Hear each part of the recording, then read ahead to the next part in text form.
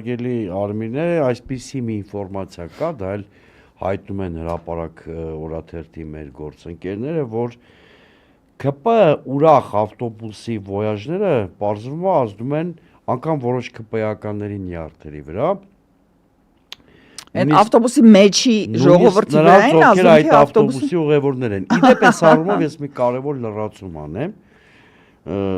Ես չգիտեմ հրապարակը հենց այս առիթով է գրել, թե այլ ինֆորմացիա էլ ունեն։ Գեղարքունիք մեկնելուց առաջ այն որ DJ են ընտրում եւ ընտրում են ինչ երկ միացնեն եւ այլն, դες մի հատ ծիսակարգ ունեն էլի իրանք։ Նիկոլ Փաշինյանը ասաց, որ Ռուբեն Ռուբինյանը առաջարկ է արել, որպիսի չպարեն ավտոբուսի մեջ կամ եթե պարում են, դա ուղիղ եթերում չցուցադրեն։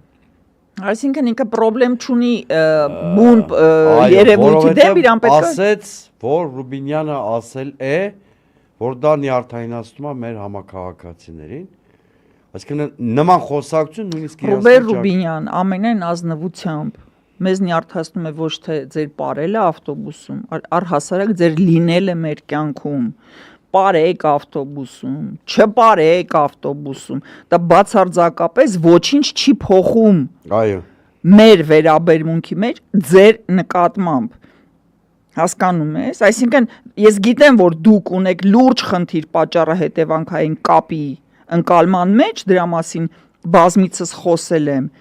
բայց նյարդանալը ոչ թե նրանից է, որ պարում եք, այլ առհասարակ, որ դուք կաք, ֆիքսեք դա։ Իդեպ ես ձեր ասած թեման զարգացնելով, ուզում եմ ես արձանագրենք, որ այսօր ազգային ժողովում կառավարություն ԱԺ հարցու պատասխանի ժամանակ ազգային ժողովի ամբիոնից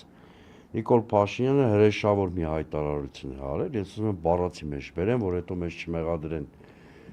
կոնտեքստից կտրված ինչ-որ բան ասելու համար, բառացի մեջ բերում եմ։ Գիտակցված զողողության մենք գնացել ենք 2020 թվականին եւ արդյունքում ձեռք ենք բերել պետություն եւ անկախություն։ Սրանից առաջ այդ բոլոր զողողությունների հեղինակը մենք չենք եղել։ Մեզ տարել են կառապնարան եւ զոհել են իրեն շահերի համար։ Առաջին անգամ մենք զողողության ենք գնացել մեր պետության համար, մեր շահերի համար, մեր ապագայի համար, մեր ինքնության համար։ Այսինքն 2020 թվականի պատերազմը մարդը շատ բաց տեքստով խոստովանում է,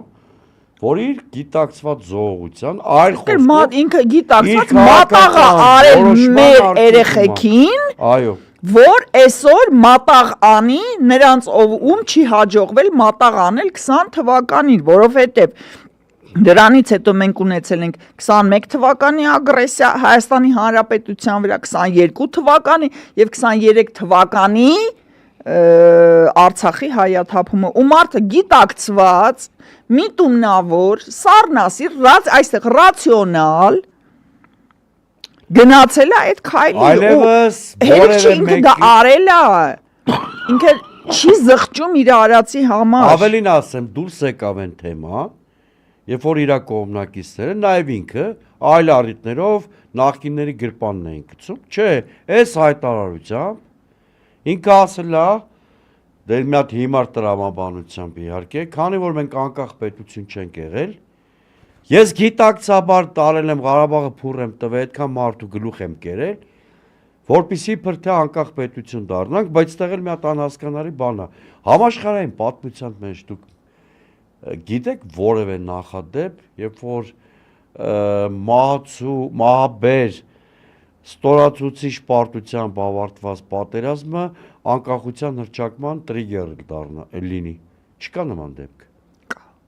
Բայց կարևորը սա չի, կարևորն է նա ֆիքսենք։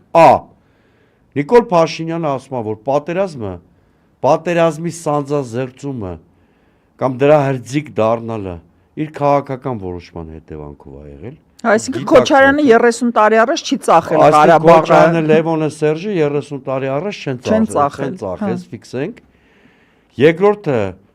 ասում է, որ ինքը դա գիտակցված է արել եւ ինչ-որ թոք է մեր վզից ազատել եւ այլն, հիմա բան չանենք։ Ուրեմն ֆիքսենք ժողովուրդ, այս պայից սկսած դուք գիտեք, Ով է մեր տուն պատերազմ բերել, դու գիտեք ով է Մեր երեխեքին մի քանի մատաղ հազար երեխաների մահվան պատճառը, դու գիտեք ով է Արցախը կործանողը։ Սա իր իսկ խոստովանության համաձայն։ Եթե այս մեկ-մեկ թվում է, այս մարտը հունիսի 7-ի ընտրությունը շատ հեշտացնելու խնդիր է լուծում։ Կամ ստուգում է մեր հասարակությունը պետություն ուզում է ունենա, թե ոչ։ Դե այս հայտարարությունից հետո